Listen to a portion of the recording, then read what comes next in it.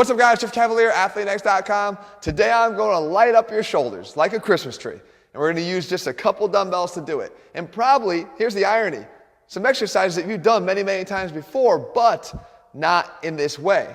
Now look, you've probably done a lot of front shoulder raises, side shoulder raises, and rear delt raises in your life. And the idea was that you're going to hit your front delts, your middle delts, and your rear delts.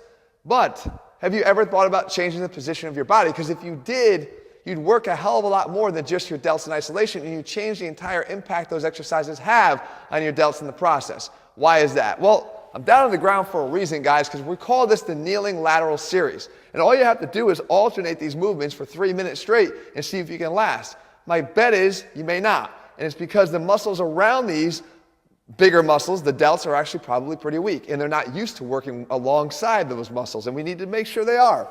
When we get down in this position here, this is a closed chain position, meaning we have some biofeedback. We have our arm in contact with the ground, closed chain, meaning just like our feet could be on the ground in a closed chain exercise like the squat. But what's interesting about this is where we evolved from, right? We used to get around on 4 limbs with our arms in contact with the ground, so the muscles of our scapula have always been wired to work better with our delts as we move our arms around when they're in contact with the ground. So how does it play out in real life? Well, if we get down in this position, we start this first exercise, it's a front shoulder raise, a little bit of a Y raise because we're not going straight out in front, but a little bit of an angle.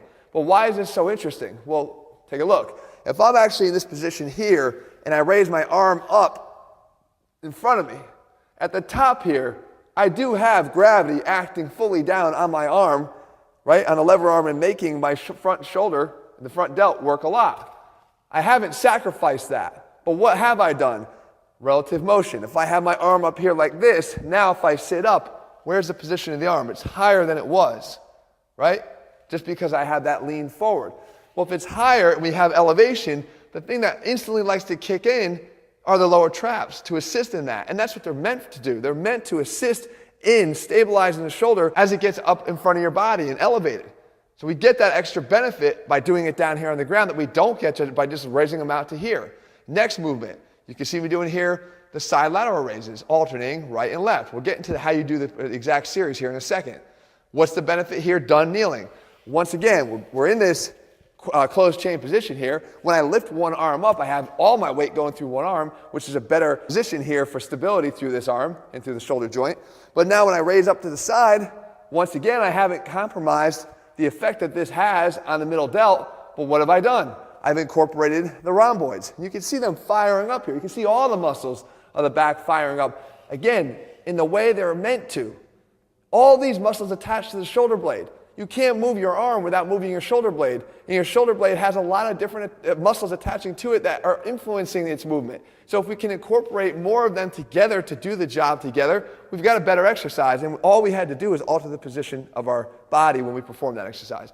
Next, we move on to the rear delt raise. Now here, you guys know that we normally do this bent over. So there's really not anything beneficial being added here other than the fact that you don't need to transition. There's no transition time. You don't have to rest. You can go right into the exercise. And of course, I'm doing it the way I always show you to do it, and that is to get the arm into extension behind the body and get external rotation. And then finally, we throw one additional exercise in here because we know how important the rotator cuff is in activation into external rotation.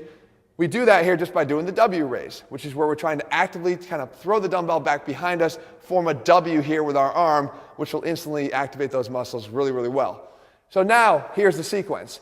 What you want to do is you want to see if you can go from alternating front shoulder raises, done down here kneeling on the ground, to alternating side lateral raises, to the alternating rear delt raises, and then finally to the alternating W raise. And then you go back and you repeat it. And you go through the entire circuit. And you go back and you repeat it. And you try to let a running clock of 3 minutes go by and see if you can complete the entire sequence, however many times you do, in 3 minutes. Now it's brutal. And there's a reason for it. Because your muscles are not used to firing in this way, but they should be. Guys, you have to allow your bodies to work the way they're supposed to be, or you are leaving gains on the table, I promise you. Once you start to get more stability here, you're going to improve performance on other exercises. Look, I love the overhead shoulder press. In order to perform an overhead shoulder press, you need upward scapular rotation. You do. However, that exercise does not train upward shoulder rotation. So what do I mean by that? It means you can perform upward rotation, but get it in a lot of unhealthy ways. You can compromise the hell out of your shoulder to get upward rotation, but are you getting co-stabilization and activation of the lower traps in order to do that? If you're not, you're in trouble. When you do exercises like this, they help you to build that necessary strength so that you perform better when you go back to that raise, when you go back to any of the other exercises you perform. Guys, try this out. I know it's going to be helpful for you. If you found this video helpful, leave your comments and thumbs up below. If you haven't already, guys, subscribe to the channel and turn on those notifications. And then finally, if you're looking for a program step-by-step that puts the science back in strength, that cares about all these little things because it matters. It doesn't always require the heaviest weights in the world. Just doing these things is what counts the most. We have them all step-by-step in our AthleanX program over at athleanx.com. All right, guys, we'll be back here again in just a few days with another video. See ya.